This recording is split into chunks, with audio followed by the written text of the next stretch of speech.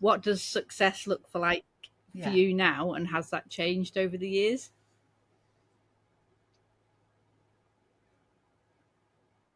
Yeah, it has changed loads, you know. Like, you know, if we go back to the beginning of this conversation, when I talked about my corporate bunny career, when I was in the corporate rat race, then success was about like status, money, achieving things, you know, all of that stuff. And it, you know, there's been times where it's nearly killed me. Whereas these days, success for me is about calm, peace, joy, you know, like having fun, freedom, not being busy.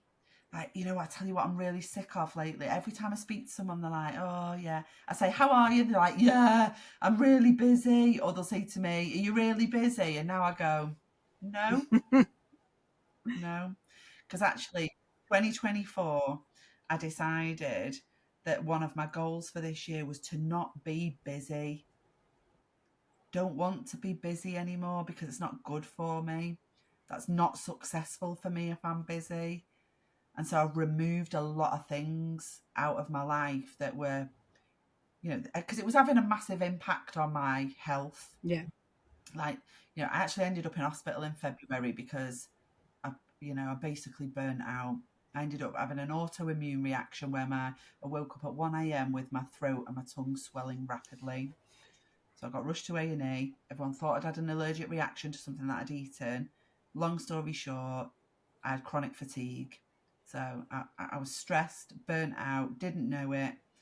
My body had been sending me signals for a long time and I'd been ignoring them. And so, you know, the doctor said to me, he's like, if you don't slow down and take some things out, he said, you're going to end up with ME and you're going to be in a wheelchair. So is that going to be enough for you to take some action? That's a pretty stark warning. And it really upset me. Really upset me. Yeah. And so that's why my definition of success has really changed now. It had changed a bit anyway, but now I'm like, no, it can't be this anymore. So actually, you know, it's about me not being busy. It's about me having time on my hands. It's about me, you know, doing lovely things with lovely people. And it's not about being rich. I don't need to be rich. I just need to have enough money to live and do a few nice things here and there. So yeah, I like that because I think there is that busyness culture. It's, you know, the whole respect the grind and look at me. I've been in work since 4 a.m. no. I've already done 300 emails. Now I'm going to go and pump an hour in the gym. It's just crazy, but we celebrate that. And really, if you can be successful by doing less, surely that's the ultimate goal for anybody. Yeah, totally. You know, I'm not into the busy badge of honor. In fact, now it's almost, I don't laugh at people who do the busy badge of honor, but in my head, I'm like, right, you know what? I feel for you because you've not yet made that realization that this isn't something to be proud of and wear with pride. Actually, you know, now I see it. If I'm really busy and I am working from, I don't know, 6 a.m. to 8 p.m., what that really says is I'm not very efficient and I'm not very effective. Yeah, time management. You know, I'm making bad decisions. I'm making bad decisions if that's the case. So it is not a good reflection of me. And that took me a while to get my head around and get used to, but I'm into it now. I'm into it.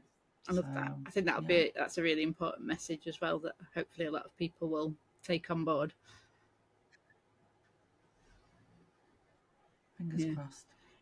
So I think there's a few people heading for burnout. I see it now, like they've got like a flashing light on their head. I can spot them a mile off. I think it's a massive problem.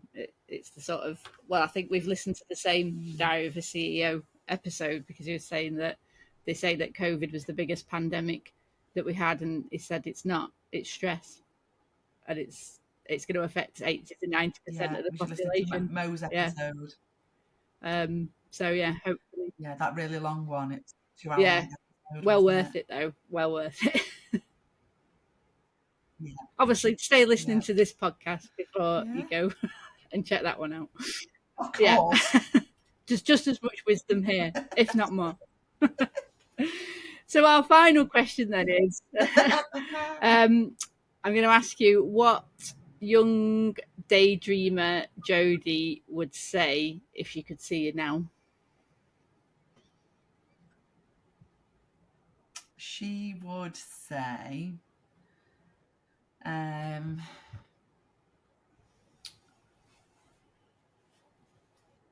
she would say, you know, don't, you know, be bold, be brave. Don't be the word fear. Just I want to say the word fear. You know, I think she was quite my young Jodie was quite fearful, and actually, I would say keep hold of that wild imagination, let it thrive, be curious, dream big, go after all of those things. Don't let this world taint you in that way. You know, it robs us of our curiosity, it robs us of our imagination as we grow older. And I would tell her to hold on tight to that. Love that. That needs putting in a frame somewhere. Absolutely love that. Well, thank you so much for being a guest today. Do you want to just give us a bit of a Jen on where people can get tickets for Will Manifest? I presume I think there's a few still left, isn't there? Yeah. Yes. So literally you can head to womanifest.co.uk. Top of the page, obviously there's a page for tickets. Just head on over there. If you're quick, in the next couple of weeks, then you might still get a tier 2 ticket. We've released the tickets in tiers because we like to reward people who are fast action takers. So if you were quick, you get the cheaper tickets. They are all the same kind of ticket, but the tier 1 tickets, they've all gone now. They were the cheapest ones. But we've still got some tier 2 ones left at £89 for the weekend, which is an absolute steal and a bargain.